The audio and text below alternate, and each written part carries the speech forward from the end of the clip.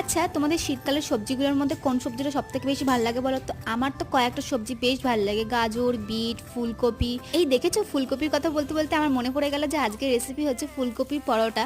তো কিভাবে বানাচ্ছে সেটা একবার দেখিয়ে দিলাম। চলো আগে পরোটার পুরটা রেডি করে নিই। প্রথমে ফুলকপিগুলোকে ছোট ছোট করে একদম গ্রেট করে নিয়েছি। দেন একটা কড়াইয়ের মধ্যে ফোড়নে দিয়েছি গ্রেট করা আদা, শুকনো লঙ্কা, কাঁচা লঙ্কা, গোটা জিরে। যখন ফোড়ন থেকে ভালো গন্ধ ছেড়ে আসবে, উপর থেকে এই গ্রেট করা আমার ফুলকপিগুলোকে দিয়ে ভালো মতো একটু ভাপিয়ে নেব। ফুলকপিটা যখন 60% সেদ্ধ হয়ে যাবে, আমি এখানে কিছু গুঁড়ো মশলা ইউজ করছি। নুন, হলুদ, শুকনো লঙ্কার গুঁড়ো, জিরে ধনের গুঁড়ো আর একটু কাশ্মীরি রেড চিলি পাউডার দিয়ে নাবানোর আগে একটুখানি ধনেপাতা ছিটিয়ে নাবিয়ে নেবো। এইবার চলো ময়দার ডোটা বানানোর জন্য আমি এখানে দিয়েছি 3 কাপ ময়দা, কিছুটা পরিমাণ জোয়ান, নুন আর একটু সাদা তেল ময়ান হিসাবে। দেন জল দিয়ে ভালো মতো একটা সফট কিন্তু ডো তৈরি করে নিয়েছি। দেন আমি 10 মিনিটের জন্য রেস্ট দিয়ে ভালো মতো নেকিটা কিন্তু গোল লেচি আকারে কেটে মাঝখানে পুর ভরে পরোটার আকারে শেপ দিয়ে হালকা একটু তেলের মধ্যে শাঁকা শাঁকা করে একদম ভেজে নিয়েছি। আর আমাদের কিন্তু একদম তৈরি ফুলকপি পরোটার। এটা কিন্তু ফার্স্ট টাইম খাচ্ছি, দারুণ লেগেছে আমার।